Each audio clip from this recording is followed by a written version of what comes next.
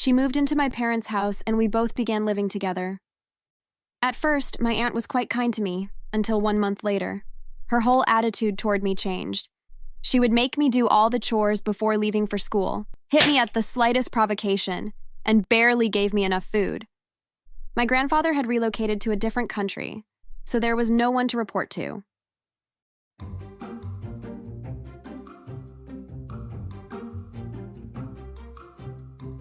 My name is Sarah, and I'm currently 23 years of age.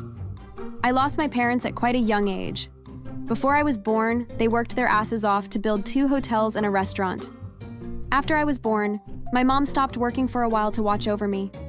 My dad had to take over both her job and his, overseeing their businesses and ensuring they thrived. Born into a home filled with wealth, I sure had no idea what it meant to experience hardship.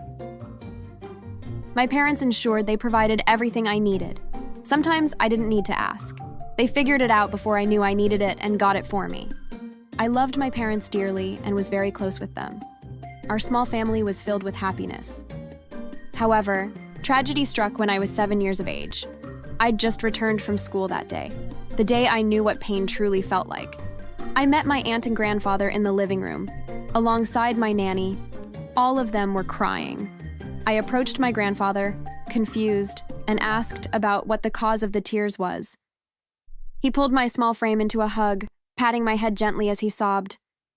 Once he'd managed to get calm, he pulled me back and stared deep into my eyes. Have you heard about death before? Of course I knew about death. I'd always been an incredibly intelligent girl who knew a lot more than her peers. I was wondering if something serious had happened. My grandfather tried to find the proper way to break the news to me. After a few seconds of hesitation, he broke the news to me. My parents had gotten involved in a terrible car accident earlier that day and had passed away. It was a huge struggle for me to handle the news and realization that I'd never be able to hug my parents or speak to them again. I burst into tears and cried the whole of that day until I had a fever. I wasn't allowed to see their bodies as it would be too traumatic for a child. Eventually, 2 weeks later, my parents were buried, and it was time to decide who my new guardian would be. I was left to stay with my aunt, who was unmarried and childless. According to her and my grandfather, she would understand very well how to take care of me. I wasn't used to being around my aunt, but I was forced to teach myself to learn.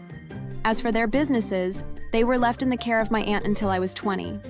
She moved into my parents' house and we both began living together.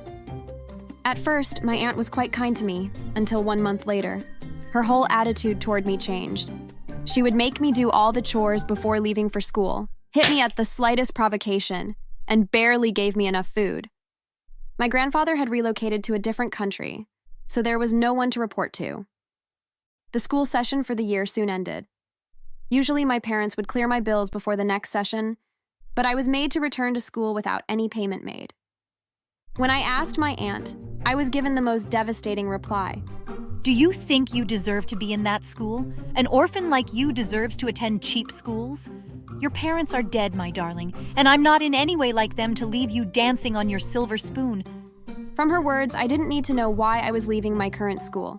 It was the only school I'd ever attended, and I was not only used to being there, but it made me happy as well. Luckily, I heard about a scholarship program happening in the school, so I decided to apply for it. I went to my teachers and expressed my wish to be part of the participants. My teachers were shocked. Why do you need a scholarship, Sandra? Your parents are wealthy. I explained to them how my aunt had been mistreating me, and how she threatened to pull me out and enroll me in a cheaper one. They felt bad for me and gave me the form. I filled it in and began preparations for the exam. My teachers helped me a lot. Fortunately, I did well in the exam and was part of those granted the scholarship. Haven't they asked you to withdraw yet, or do they not need the tuition fees? I revealed the scholarship I received to her, and my aunt flared up. How dare you apply for a scholarship? Were you trying to prove your smartness? Huh? You're nothing but an orphan. You do not deserve anything good anymore, get that? I was forced to ask if I ever did anything to offend her and regretted it immediately. My aunt thought my question was rude and offensive. She grabbed me roughly and hit me so bad that I was left with a broken arm. When I told my teachers about it the next day when they asked, they were furious. How could she do this to her niece? I assured them that I was fine, and all I had to do was endure it all until I was 20. They expressed their concern, as I was still very young, but I assured them that I'd endure everything until I got to that age. A month later, on a weekend, my aunt returned home with a man who looked quite old. This is my boyfriend, Jack. You must respect him and do everything he says or you'll be in trouble. Life with my aunt was hard, but when Jack appeared, it was even harder. He was crueler than my aunt. The little money she gave me as my weekly allowance, he would forcefully take half of it from me. My aunt showered him with enough money, but he still wanted the little I got. I reported it to my aunt once, and that was the last time I ever did. She hit me mercilessly, reminding me that her boyfriend was well-to-do and didn't need anything from me. However, that night, I heard her confronting him about it. He confessed that it was satisfying to bully me. Rather than ask him to stop, my aunt laughed about it with him. My scholarship lasted throughout junior and high school, and it was soon time for my graduation. My aunt refused to get me clothes for it, and I was made to leave with my old clothes. When I got to school, my friends were disappointed to see me dressed so poorly. One of them rushed over to a nearby clothing store and got me a better dress. Since my aunt refused to attend, my best friend's parents stood up for me.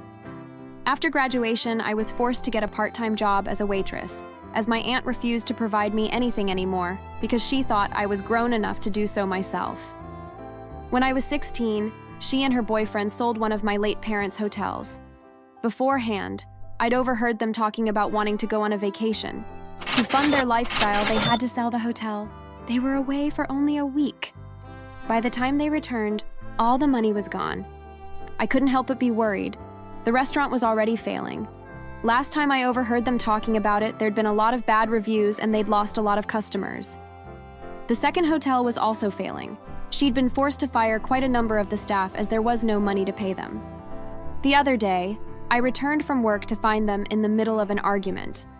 From what I could gather of it, Jack had requested a huge amount of money, and my aunt couldn't give it to him. My aunt had been living excessively ever since she began living with me. I was scared that she might want to sell the second hotel to satisfy her boyfriend's needs. I was only 17, but I knew I needed to do something as quickly as possible. My grandfather hadn't visited since he left the country. I'd walked into him talking to my aunt a few times, and she'd always made him believe that I was doing great with her. I needed to make him know about everything that was happening. I made a plan to steal her phone and take his number. Since she refused to get one for me, I'd secretly gotten one for myself. My chance came 2 weeks later, on a Friday night. She returned home with Jack, drunk. Once they both collapsed on the couch and fell asleep, I tiptoed behind them and stole her phone. Hurriedly, I scrolled through her contact list and found my grandfather's number. I copied it into my phone before returning the device back to her bag. The next day, after work, I headed to my best friend's home, and I contacted my grandfather. He couldn't believe his ears when I told him about everything my aunt had been doing. I gave the phone to my best friend, and she confirmed it all to him. She also told him how I had to get a scholarship to be able to continue to attend school, and how I got beaten for it. My grandfather apologized for her behavior and promised to be in the country no later than the next day. When he arrived, my aunt was confronted. She broke down in tears, apologizing, but I refused to forgive her. My grandfather expressed his disappointment. She was his daughter, but he refused to take her side. With his help, I got my aunt arrested. She was charged with mismanagement, negligence, and maltreatment, and was given 7 years of imprisonment.